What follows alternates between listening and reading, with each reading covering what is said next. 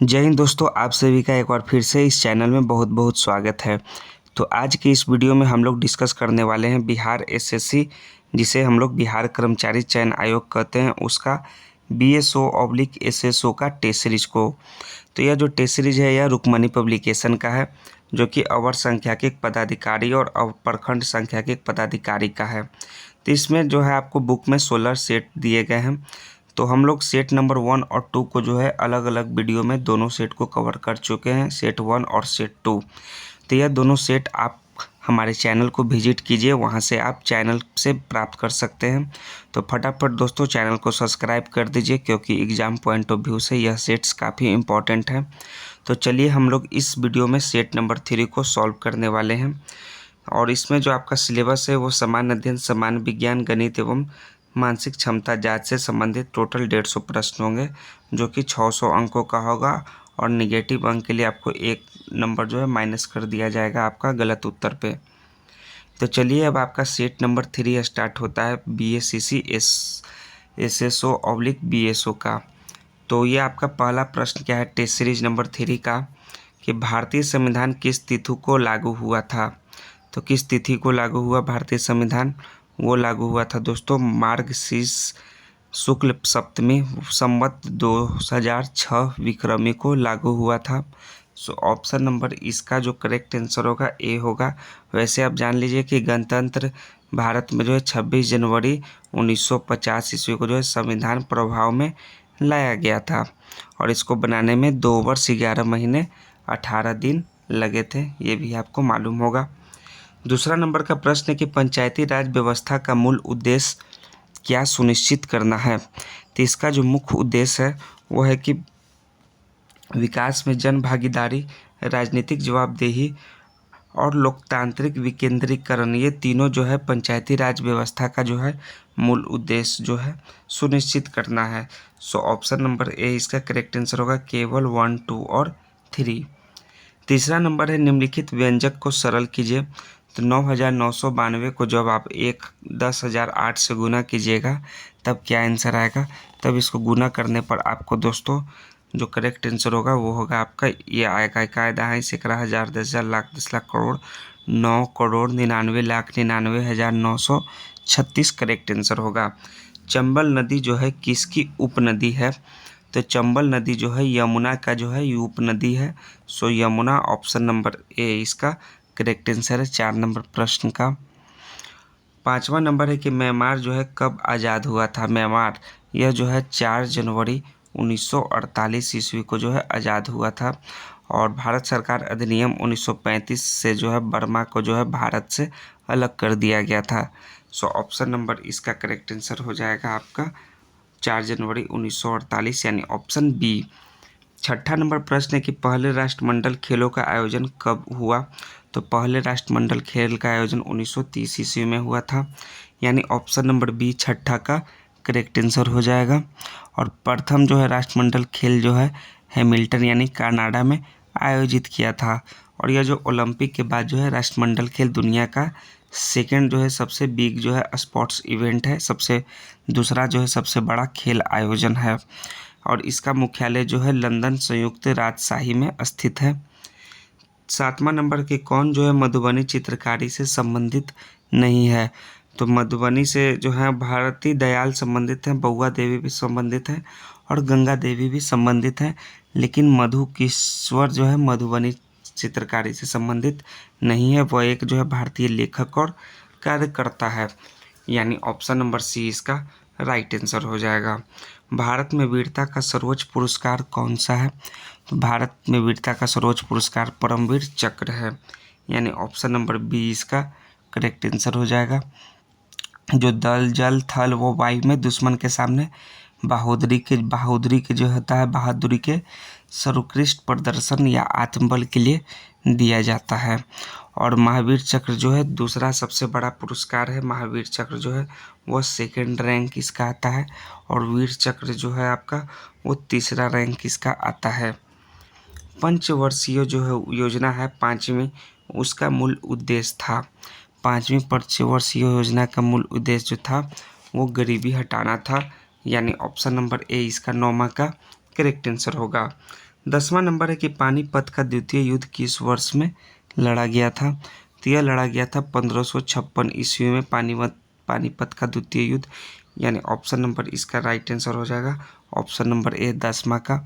और यह जो युद्ध हुआ था इसमें अकबर का जो है विजय हुई था पानीपत का दूसरा युद्ध में।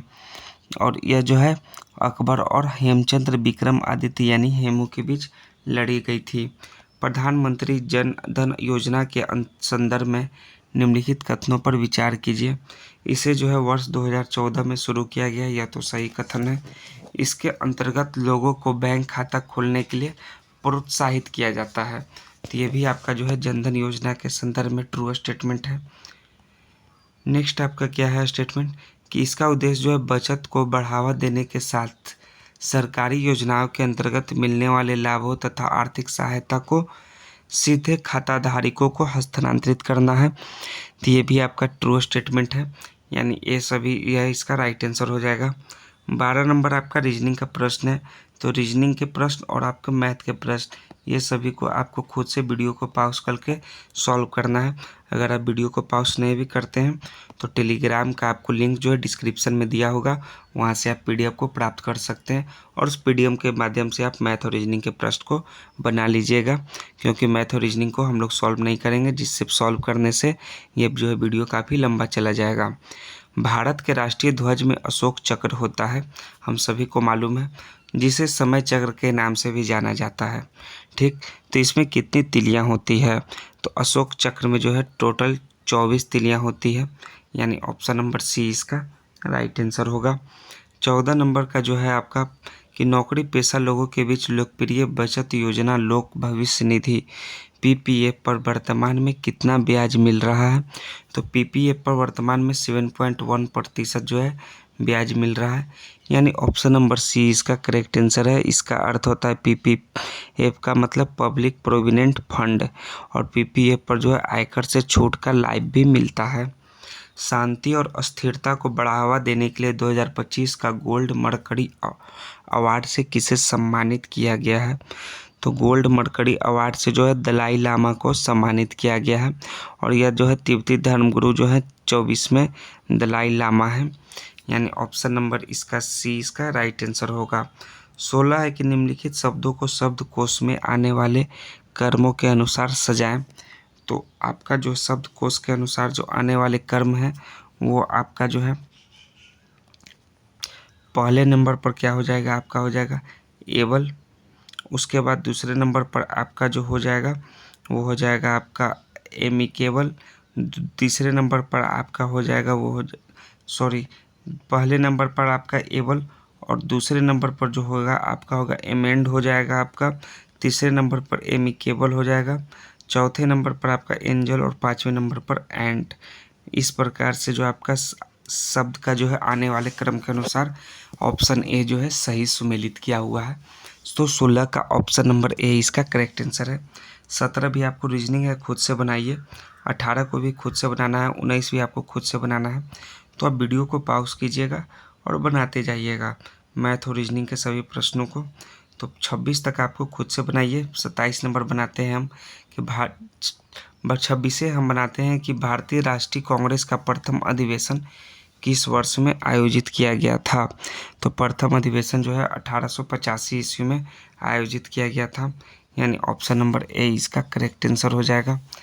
नेक्स्ट है के किस मान के लिए समीकरण इतना का जो है 0.1 सत्य है? तो यह जो है 0.1 जो है के इक्वल टू आपका 0.09 आपका आंसर ऑप्शन नंबर डी आएगा। 28 है कि कौन सी डेल्टा विश्व की सबसे बड़ी डेल्टा है? यह बांग्लादेश और भारत के दक्षिण एशिया क्षेत्र में है। तो सबसे बड़ी डेल्टा का नाम है वो है आपका गंगा डेल्टा, यानी ऑप्शन नंबर सी इसका करेक्ट आंसर है। 1978-79 से ग्रामीण विकास का एक व्यापक कार्यक्रम प्रारंभ किया गया, जिसका उद्देश्य ग्रामीण बेरोजगारी कम करना था, और इस योजना का नाम क्या था? इस योजना का नाम था समन्वित ग्रामीण विकास कार्यक्रम, यानी ऑप्शन नंबर बी इसका करेक्ट आंसर है। इंग्लिश चैनल जो है किसको अलग करता है? यह उत्तरी फ्रांस से जो है दक्षिणी इंग्लैंड को जो है अलग करता है, यानी ऑप्शन नंबर बी 30 का करेक्ट आंसर है। 31 नंबर है कि किस क्षेत्र में सरकार की अधिकांश संपत्तियां और सभी सेवाएं प्रदान करता है। किस क्षेत्र में, वो क्षेत्र का नाम है सार्वजनिक क्षेत्र, यानी ऑप्शन ए इसका करेक्ट आंसर होगा।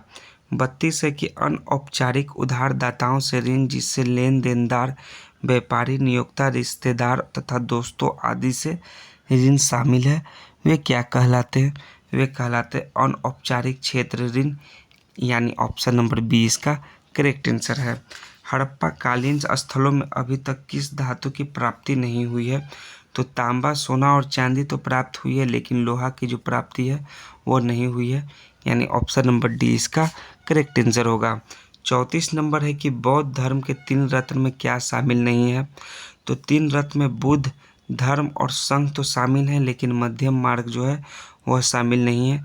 सो ऑप्शन नंबर डी इसका करेक्ट आंसर हो जाएगा। भारतीय मरुस्थल को कहते हैं, तो भारतीय मरुस्थल को जो है हम लोग थार कहते हैं, यानी ऑप्शन नंबर ए 35 का करेक्ट आंसर है। 36 नंबर है कि भारत में गरीबी अनुमानों का आधार है। तो गरीबी अनुमानों का जो आधार है वो है परिवार का उपयोग व्यय है, जिससे जो है हम लोग गरीबी अनुमान का मापते हैं। सो ऑप्शन नंबर सी इसका 36 का करेक्ट आंसर होगा। भारतीय संविधान में संघवाद किस देश से लिया गया है? तो संघवाद जो है यूएस से लिया गया है या कनाडा से? तो यह लिया गया है कनाडा से दोस्तों। भारतीय संविधान में संघवाद, ऑप्शन डी इसका करेक्ट आंसर है। और यूएसए से जो है आपका मूल अधिकार और उपराष्ट्रपति का जो पद है वो लिया गया है। 37 नंबर प्रश्न में 37 के बाद 38 नंबर में आइए कि हिंदी किस लिपि में लिखी जाती है? तो हम लोग बचपन से ही पढ़ते आ रहे हैं, हिंदी जो है देवनागरी लिपि में लिखी जाती है, यानी ऑप्शन नंबर ए इसका करेक्ट आंसर होगा। 39 नंबर है कि भारत में बीमा क्षेत्र का विनिमय कौन सा संस्था करता है? तो इसका जो विनिमय है वो IRDA करता है, जो बीमा क्षेत्र का विनिमय, यानी ऑप्शन नंबर सी इसका करेक्ट आंसर होगा। 40 है कि किस समूह के खेलों में प्रत्येक पक्ष में 7 खिलाड़ी होते हैं? तो वाटर पोलो और कबड्डी ये दोनों में जो है टोटल 7-7 खिलाड़ी होते हैं ऑप्शन के अनुसार। ऑप्शन नंबर सी इसका करेक्ट आंसर है। नेक्स्ट है 40 के बाद 41 के भगवत गीता किस ग्रंथ का भाग है? तो भगवत गीता जो है किस ग्रंथ का भाग है? वो है आपका महाभारत का एक भाग है। सो ऑप्शन नंबर सी 41 का राइट आंसर है। मैग्सेसे पुरस्कार से सम्मानित होने वाले प्रथम भारतीय हैं। तो मैग्सेसे से जो सम्मानित हुए थे प्रथम भारतीय, उनका नाम है आचार्य विनोबा भावे, यानी ऑप्शन नंबर ए इसका करेक्ट आंसर है। और प्रथम बार जो मैग्सेसे पुरस्कार जो 1958 ईस्वी में विनोबा भावे को मिला था, और यह जो है एशिया का सर्वोच्च सम्मान माना जाता है। तो मैथ का प्रश्न जो है आपको सॉल्व कीजिए। 9 का स्क्वायर प्लस 11 का स्क्वायर प्लस बीच में क्या आएगा प्लस 21 का स्क्वायर का मान क्या होगा? तो इसका जो मान होगा वो 1687 होगा। ये सब मैथ का जो प्रश्न है, वीडियो को पॉज करके आप सॉल्व करते जाए। हम सिर्फ इसमें आपके साइंस और जनरल स्टडीज़ का संबंधित जो प्रश्न होगा उसको सॉल्व करने वाले हैं। तो चलिए, जनरल साइंस से संबंधित प्रश्न 51 नंबर है कि अधिवृक्क ग्रंथियाँ मानव शरीर के किस अंग में स्थित होती है? 51 नंबर, यह जो होती है वृक्क में होती है स्थित, यानी ऑप्शन नंबर डी इसका करेक्ट आंसर होगा। 52 है कि जब दर्पण को नीचे दिखाए गए एम और एन पर रखा जाए तो दी गई आकृति के सही दर्पण प्रतिबिंब का चयन करना है। तो जो सही दर्पण प्रतिबिंब होगा वो इस प्रकार से होगा, ये भी रीजनिंग है। सो ऑप्शन नंबर सी इसका करेक्ट आंसर है।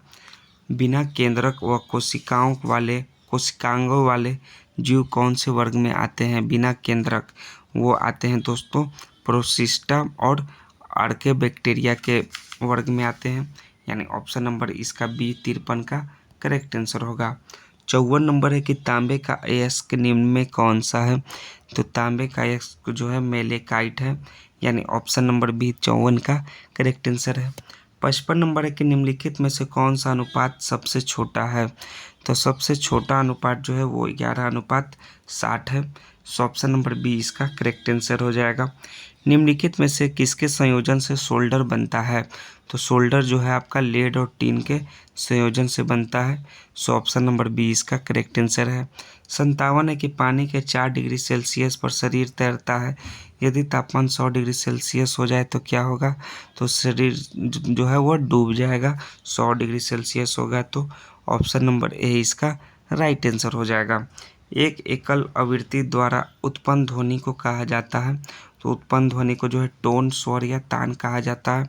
सो ऑप्शन नंबर बी 58 का करेक्ट आंसर है। 59 है कि मानवों में जैव प्रक्रिया का नियंत्रण और नियमन होता है। तो यह जो होता है तंत्रिका और अंतःस्रावी तंत्रों से होता है। सो ऑप्शन नंबर डी इसका करेक्ट आंसर है। 60 नंबर है कि क्षारीय विलयन जो है फेनोल्फ्थालीन सूचक का रंग होता है। तो फेनोल्फ्थालीन सूचक का जो रंग होता है वो होता है लाल रंग का, रेड रंग का होता है, यानी ऑप्शन नंबर ए इसका करेक्ट आंसर है 60 का। 61 नंबर का प्रश्न है कि निम्नलिखित युग्मों पर विचार कीजिए और कौन सा सही सुमेलित है। तो हैजा जो है वो घरेलू मुखी से होता है, तो ये आपका सही सुमेलित है। तो यानी नेक्स्ट है मलेरिया जो है मादा एडिस मच्छर, यह जो है सही सुमेलित नहीं है।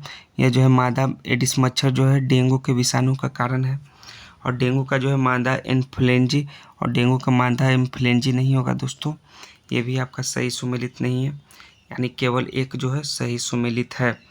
निम्न में से कौन सा कथन जो है फॉल्स है? फॉल्स स्टेटमेंट है कि अधातुएं जो है धनायन बनाती है, ये आपका फॉल्स स्टेटमेंट है। बाकी अधातुएं ऋणायन बनाती है, सही है। अधातुएं विद्युत के कुचालक होती है और अम्लीय ऑक्साइड बनाती है, ये तीनों सही है। लेकिन अधातु धनायन बनाती है, यह गलत है। सो ऑप्शन नंबर ए इसका करेक्ट आंसर है।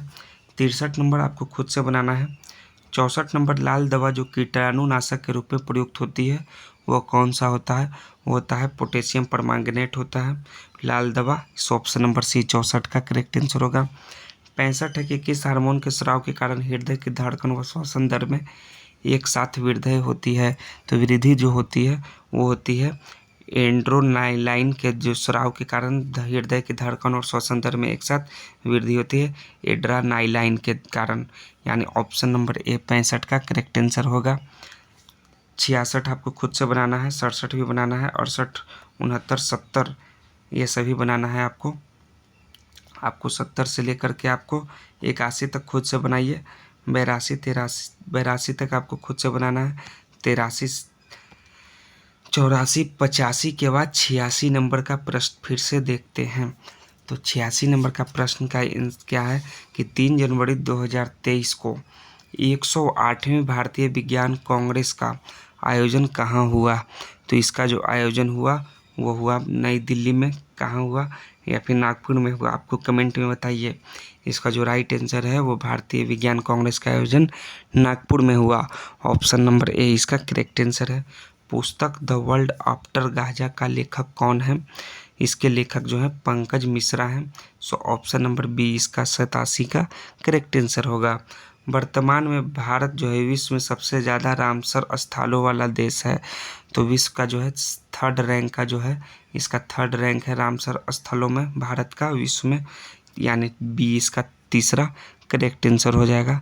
अभी वर्तमान में भारत में 89 रामसर स्थल है। सबसे ज़्यादा जो है आपका रामसर स्थल कहाँ है? वो है यूके में है, यूनाइटेड किंगडम में 176, सेकंड मैक्सिको में है 144, उसके बाद इंडिया में है 89। संघाई सहयोग संगठन SCO 2025 की बैठक का आयोजन कहाँ किया जाएगा? तो इसका आयोजन जो है चीन में किया जाएगा। ऑप्शन नंबर डी इसका करेक्ट आंसर है। किस राज्य के पारंपरिक हस्तशिल्प घर चोला को जो है हाल ही में एक भौगोलिक संकेत यानी कि GI पंजीकरण प्रदान किया गया है? तो यह जो है गुजरात राज्य का जो है हस्तशिल्प जो है पारंपरिक घर चोला है, यानी ऑप्शन नंबर बी इसका करेक्ट आंसर है। 91 नंबर है कि वर्ल्ड एयर क्वालिटी रिपोर्ट 2024 के अनुसार दुनिया का सबसे प्रदूषित शहर किसे घोषित किया गया है? तो सबसे प्रदूषित शहर जो है वो बार्नीहाट को घोषित किया गया है, जो कि आपका मेघालय में है, यानी ऑप्शन नंबर बी इसका करेक्ट आंसर होगा। 92 है कि किस हवाई अड्डे ने लगातार 7वें वर्ष एशिया प्रशांत में सर्वश्रेष्ठ हवाई अड्डा के लिए प्रतिष्ठित जो है ASQ पुरस्कार जीता है? उस हवाई अड्डा का नाम है दोस्तों दिल्ली अंतर्राष्ट्रीय हवाई अड्डा। सो ऑप्शन नंबर इसका डी करेक्ट आंसर होगा। नेक्स्ट है आपका कि 21 जनवरी जो है 2025 को अखिल भारतीय पीठासीन अधिकारियों का सम्मेलन जो हुआ था IAPOC का, वो 85वां सत्र कहाँ आयोजित किया गया था। तो यह जो आयोजित हुआ था वो पटना में आयोजित हुआ था, बिहार के। सो ऑप्शन नंबर डी इसका करेक्ट आंसर है। विश्व प्रसन्नता रिपोर्ट 2025 में यानी वर्ल्ड हैप्पीनेस इंडेक्स में भारत को कौन सा रैंक जो है मिला है। इसमें भारत को जो है 118वां रैंक मिला है विश्व हैप्पीनेस इंडेक्स में। ऑप्शन ए इसका करेक्ट आंसर होगा। 95 नंबर है कि पश्चिमी तटीय मैदान के विभाजन के संदर्भ में निम्नलिखित में से कौन सा युग्म सही सुमेलित नहीं है। तो जो है आपका केरल जो है कोरोमंडल तट पर जो है ये आपका सही सुमेलित नहीं है। ऑप्शन नंबर बी जो है। नेक्स्ट है आपका कि पोस्ट ऑफिस के लेखक हैं। तो पोस्ट ऑफिस पुस्तक के जो लेखक है वो रविन्द्रनाथ टैगोर हैं। सो ऑप्शन नंबर इसका ए 95 का करेक्ट आंसर होगा। 97 है कि आज़ाद हिंद फौज दिवस किस तिथि को मनाया गया था। यह जो है 11 नवंबर या 12 नवंबर किस तिथि को मनाया गया था दोस्तों, कमेंट में आंसर दीजिए। यह जो है 12 नवंबर 1945 ईस्वी को आज़ाद हिंद फौज दिवस मनाया गया था। नेक्स्ट है आपका कि महात्मा गांधी जब द्वितीय गोलमेज सम्मेलन सभा में भाग लेने लंदन गए थे तो किस हॉल में ठहरे थे। तो किंग्सले हॉल में ठहरे थे महात्मा गांधी, यानी ऑप्शन ए 98 का करेक्ट आंसर है। 99 है कि भारतीय उपमहाद्वीप में लौ का सर्वप्रथम साहित्यिक संदर्भ किस में मिलता है। तो यह जो है यजुर्वेद में मिलता है। सो ऑप्शन नंबर बी इसका 99 का राइट आंसर है। गेहूं की फसल के संदर्भ में कौन सा कथन सत्य है। तो इसके संदर्भ में जो है आपका 1 और 2 दोनों कथन सत्य है कि इस फसल को उगाने के लिए समान रूप से वितरित 50 से 70 सेंटीमीटर वार्षिक वर्षा की आवश्यकता होती है, वर्षा की आवश्यकता। और यह गंगा सतलुज का मैदान जो है प्रमुख गेहूं उत्पादक क्षेत्र है, यानी ऑप्शन नंबर डी इसका करेक्ट आंसर है। 101 2 सभी आपको बनाना है प्रश्न, 3 4 5 6 7 8 जो भी है आपका 10 तक आपको खुद से बनाना है। 11 नंबर का प्रश्न देखिए 111, ये आपका हो गया आपका पॉलिटी से संबंधित प्रश्न कि किस संविधान संशोधन अधिनियम द्वारा मतदान करने की न्यूनतम उम्र सीमा 21 वर्ष से घटाकर 18 वर्ष कर दिया गया। कौन सा संविधान संशोधन था, वो था 61वां संविधान संशोधन अधिनियम, यानी ऑप्शन नंबर बी इसका करेक्ट आंसर हो जाएगा। यह जो है उस समय राजीव गांधी देश के प्रधानमंत्री थे। 1989 ईस्वी में यह संशोधन अधिनियम किया गया था। 112 के संविधान के इनमें से किस अनुच्छेद में केंद्रीय बजट को वार्षिक वित्तीय विवरण के रूप में संदर्भित किया गया है। तो यह जो है अनुच्छेद 112 में यह लिखा गया है। सो ऑप्शन नंबर बी इसका करेक्ट आंसर है 112 का भी।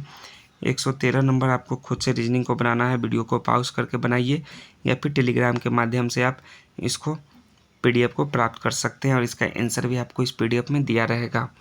114 के निम्नलिखित विकल्पों में से भारत से सबसे अधिक दूर स्थित अक्षांश कौन सा है। उस अक्षांश का नाम है दक्षिणी ध्रुव 90 डिग्री साउथ, यानी ऑप्शन नंबर बी इसका करेक्ट आंसर होगा। 115 के क्षेत्रफल की दृष्टि से निम्नलिखित में से कौन सा भारत का सबसे छोटा केंद्र शासित प्रदेश है। तो सबसे छोटा केंद्र शासित प्रदेश जो है आपका लक्षद्वीप है। इसका जो है आपका क्षेत्रफल जो है 32 वर्ग किलोमीटर है। कितना, 32 वर्ग किलोमीटर। और लक्षद्वीप के जो राजधानी है वो कौन सा है, वो है कवरावती। और जो है आपका लक्षद्वीप का जो है 96% जो आबादी है वो कौन सा है, वो है मुस्लिम है। देश में सर्वाधिक समृद्धि दर प्राप्त की गई है। तो समृद्धि दर जो है 10वीं पंचवर्षीय योजना के दौरान जो है प्राप्त की गई है, यानी ऑप्शन नंबर बी 116 का करेक्ट आंसर होगा। 117 नंबर का प्रश्न आपका देखिए क्या है कि उस नदी का नाम बताइए जिस पर इंदिरा सागर बांध बना है। तो इंदिरा सागर बांध जो है नर्मदा नदी पर बना है, यानी ऑप्शन नंबर डी इसका करेक्ट आंसर हो जाएगा। और सरदार सरोवर बांध भी जो है नर्मदा नदी पर ही बना है, ये भी आप याद रखिएगा। और राजस्थान का नाम जो है इंदिरा नहर रखा गया है। येलोस्टोन नेशनल पार्क कहाँ स्थित है। तो यह जो है USA यानी अमेरिका में स्थित है Yellowstone national park. So option number A इसका करेक्ट आंसर होगा। 121 22 20 सभी आपको प्रश्न बनाना है। नेक्स्ट आपका देखिए 25 के बाद कौन सा प्रश्न आपका आएगा। 25, 26, 27, 28, 29, 30 सभी आपको बनाने हैं। 135 आपको चलिए बनाते हैं हम लोग प्रश्न कि किसी नदी के जल की जैव रासायनिक ऑक्सीजन मांग जो है बीओडी के संबंध में क्या सही है। 135 नंबर का प्रश्न है, उसके संदर्भ में आपको बताना है कि क्या सही है। तो जो सही है कि यह तब बढ़ जाता है जब नदी में जल में मलजल मिल जाता है, बीओडी, यानी ऑप्शन नंबर सी इसका करेक्ट आंसर होगा। 137 फिर बनाइए कि वंशागति नियम की खोज किसने किया। तो इसके नियम की खोज जो है ग्रेगर मेंडल ने किया। सो ऑप्शन नंबर डी इसका ग्रेगर मेंडल राइट आंसर है। 138 है कि हीरोइन नामक ड्रग कैसे संश्लेषित की जाती है। तो हीरोइन नामक ड्रग को जो है मार्फिन के एसिटाइलीकरण से जो है संश्लेषित किया जाता है। सो ऑप्शन नंबर बी इसका करेक्ट आंसर है। 139 है कि पारिस्थितिक तंत्र में किसका एक तरफा परिवहन होता है।